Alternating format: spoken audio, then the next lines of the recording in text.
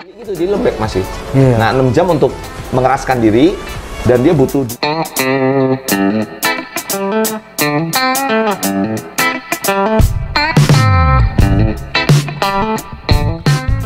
Jika kalian penasaran dengan budidaya kepiting bakau, maka sangat cocok jika kalian nonton channel ini ya guys.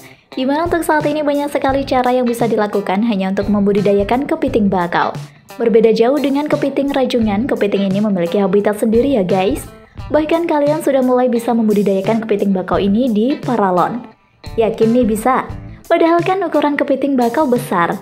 Terus pakai paralon ukuran berapa dong?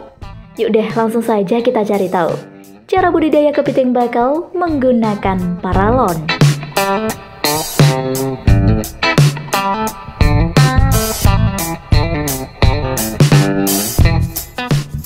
Kenalin dulu dengan kepiting bakau. Seperti yang sudah diketahui sebelumnya, jika kepiting bakau memiliki banyak sekali peminat. Dengan dagingnya yang tebal, dengan rasa yang lezat, membuatnya banyak dicari oleh penggemar seafood. Tidak hanya itu saja, bahkan hingga di pasar mancanegara. Oleh sebab itulah nih guys, peluang budidaya kepiting bakau ini masih terbuka lebar dan sangat menguntungkan. Beruntungnya lagi ya sahabat, hewan yang satu ini merupakan salah satu hewan yang dapat bertahan di berbagai macam perairan seperti laut, air payau, tambak maupun tawar. Maka jika kalian berniat terjun ke dalam bisnis budidaya kepiting bakau, namun lokasinya berjauhan dari pantai, tidak perlu khawatir dan bingung lagi ya.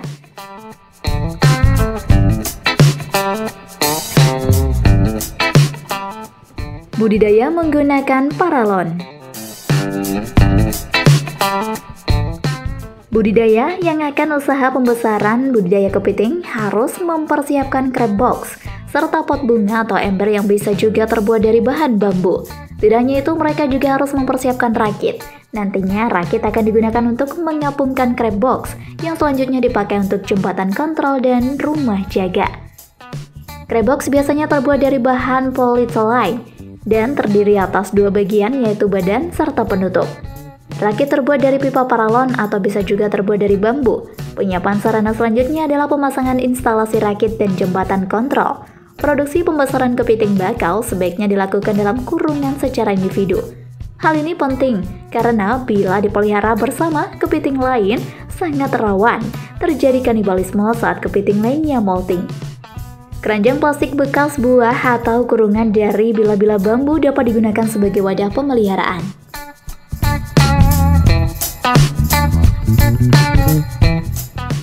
Persiapan lokasi budidaya.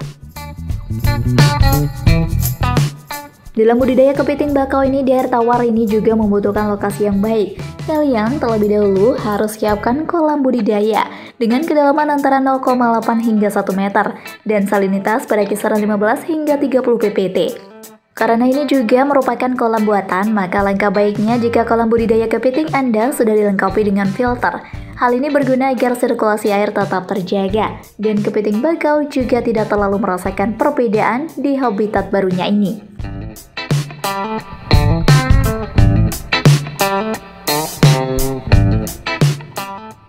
Mencari calon indukan.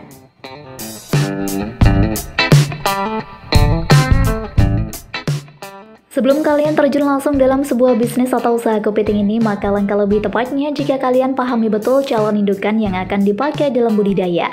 Di antaranya yaitu kepiting memiliki ciri reaksinya cepat dan gesit, baik itu pada tubuh, capit maupun matanya. Kepiting tidak memiliki cacat pada tubuhnya dan tidak terluka. Dan juga matang gonad dengan lebar kerapa 9-10 cm bagi betinanya dan 11 cm untuk pejantan. Jadi diperhatikan baik-baik ini ya guys. Kepiting yang akan jadi indukan maka harus memiliki tubuh dengan berat mencapai 185 gram hingga 250 gram. Dan kepiting juga tidak terinfeksi jamur ataupun parasit lainnya agar terjamin kesehatan dan juga berkualitas baik tentunya.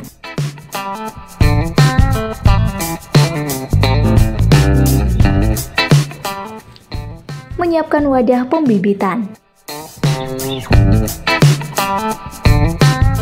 Nah, tahapan selanjutnya dalam budidaya ini yaitu menyiapkan wadah. Sebelum wadah tersebut digunakan, maka wadah pembenihan wajib dicuci terlebih dahulu dan dikeringkan selama kurang lebih 2-3 hari. Pemeliharaan induk kepiting di sini pada wadah pembenihan baiknya dilengkapi dengan pasir ya guys. Pasir tersebut berketinggian 15 cm pada dasar bak agar kepiting merasa tidak terpindah habitat. Dan juga perhatikan kedalaman air dalam wadah pembibitan, yaitu cukup 10-20 cm, lengkap dengan 1 aerasi per meter persegi.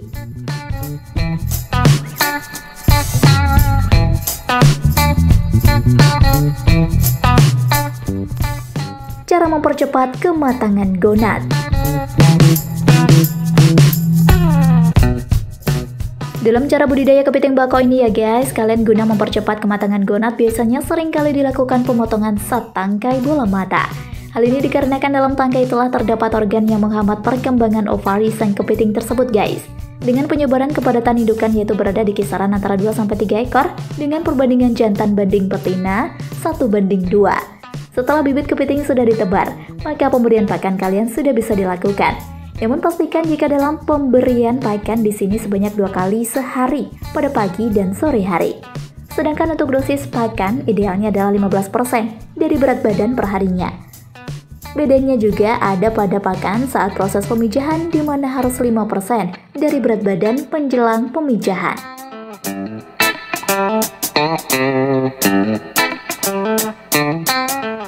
Cara penggemukan kepiting. Ada cara khusus agar kepiting cepat bisa menjadi gemuk dan berisi. Dalam kurun waktu 5-10 hari kepiting bakau biasanya sudah terlihat gemuk loh guys. Tapi jika kepiting tersebut dirawat dengan baik dan benar, hanya saja yang perlu kalian hindari sebagai peternak dalam budidaya ini adalah pertarungan antara kepiting jantan dan betina. Memang sudah sering kali terjadi antara kepiting jantan dan betina terjadi pertikaian yang bisa menimbulkan dampak buruk, bahkan kematian pada kepiting.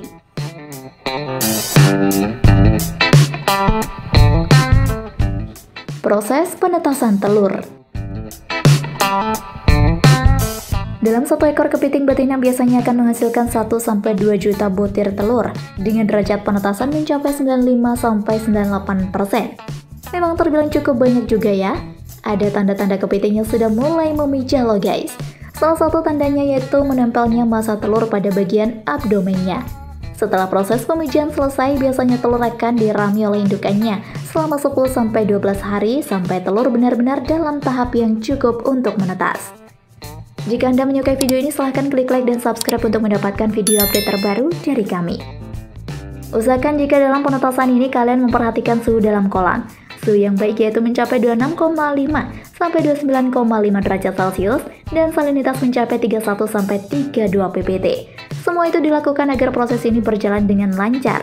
Selama proses pengeraman ini, sebaiknya indukan betina dipisahkan terlebih dahulu dan diletakkan pada bak fiberglass berukuran 1 x 0,5 x 0,5 cm untuk tiap induknya.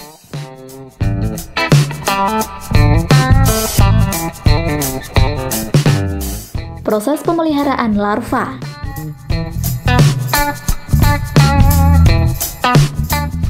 Tahapan selanjutnya yaitu beralih pada pemeliharaan larva.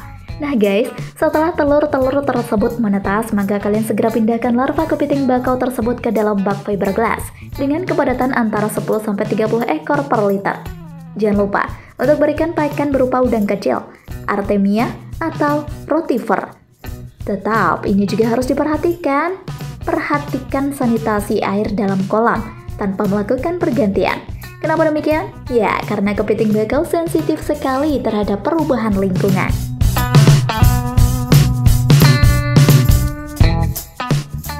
Pembesaran kepiting.